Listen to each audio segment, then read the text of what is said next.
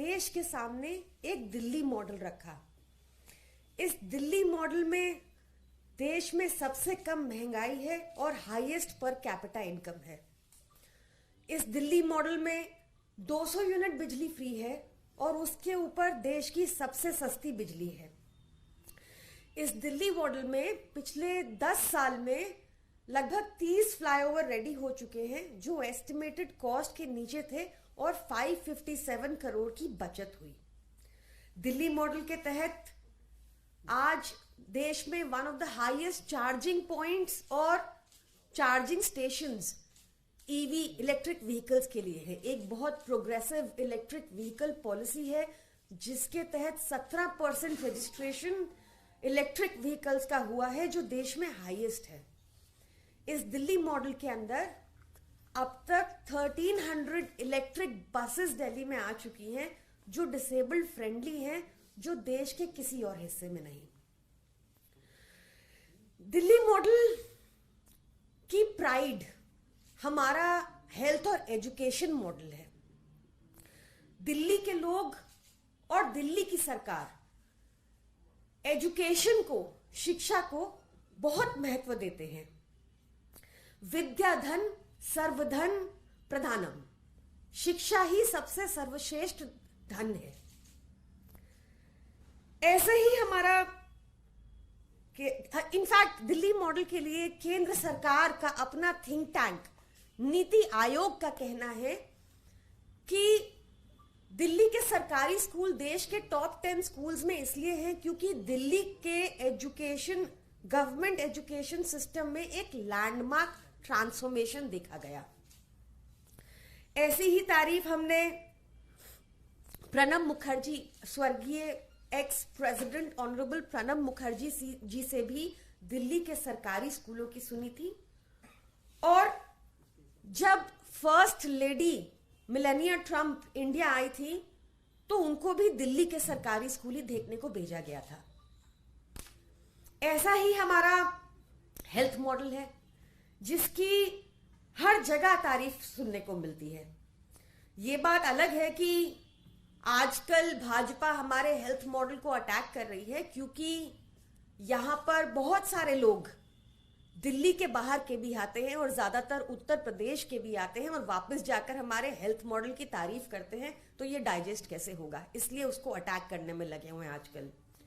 हमारे health model की आपको ध्यान होगा, यहां भी ये चिट्ठियां लगी हुई हैं कि कितनी तारीफ हुई कि ex UN secretary general late Kofi Annan ji या फिर एक्स चीफ यूएन बन की मून जी, दोनों ने ही बहुत तारीफ की थी। बन की मून जी ने तो ये भी कहा था कि प्रधानमंत्री मोदी को भी यही मॉडल को आगे लेके जाना चाहिए। दिल्ली दिल वालों की है।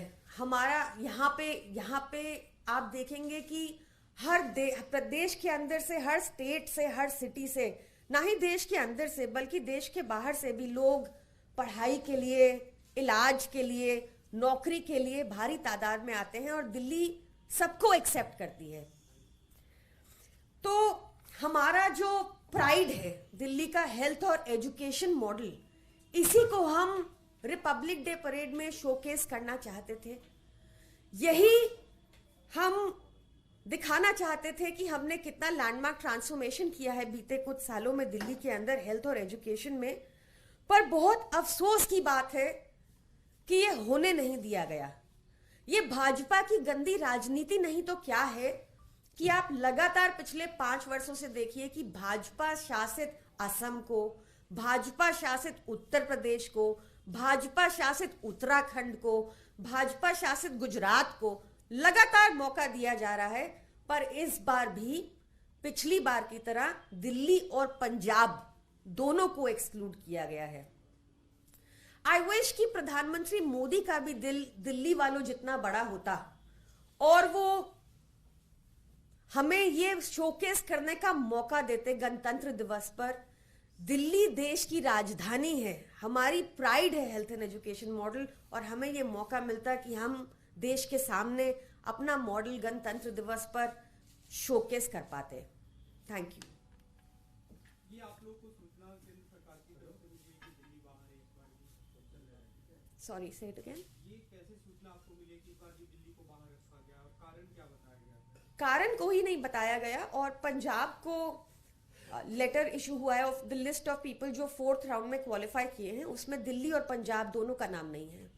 किस कारण से डिस्क्वालीफाई? कोई कारण नहीं दिया गया, राजनीति से प्रेरित कारण है साफ साफ, क्योंकि लगातार अगर भाजपा शासित राज्यों को मौका मिल रहा है तो दिल्ली सरकार को और पंजाब सरकार को 2 साल से ये मौका ना देने का मतलब सीधा हमारा मॉडल को शोकेस ना करने का ही रीजन है, और कोई नहीं।